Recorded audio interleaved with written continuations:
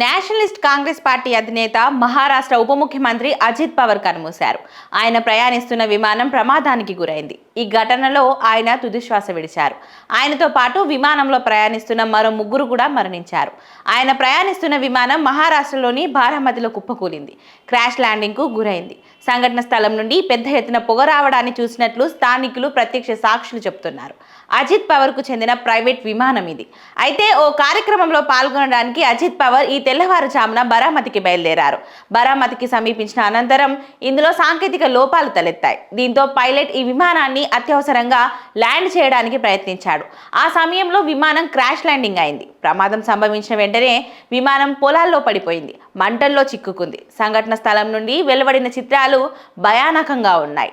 దట్టమైన పొగతో పాటు విమానం పెద్ద ఎత్తున కూలిపోతున్న దృశ్యాలు వీడియోల్లో కనిపిస్తున్నాయి. పూర్తిగా కాలి బూడిదైన విమాన శకలాలు చెల్లాచెదురుగా పడి ఉన్నట్లు దృశ్యాలు స్పష్టంగా ఉన్నాయి. ఇందులో సమాచారం అందుకున్న వెంటనే స్థానిక ప్రజలు, అధికారులు, సహాయక బృందాలు ప్రమాద స్థలానికి చేరుకున్నాయి. భారీ సంఖ్యలో ప్రజలు అక్కడికి చేరుకొని రెస్క్యూ ప్రయత్నాల్లో పాల్పంచుకున్నారు. అంబులెన్సులు, ఇతర వైద్య సహాయక బృందాలు కూడా హుటాహుటిన సంఘటన స్థలానికి పంపినట్లు అధికారులు తెలిపారు. కాగా ఈ ప్రమాదంలో అజిత్ పవార్తో పాటు మరో ముగ్గురు కన్నుమూశారు.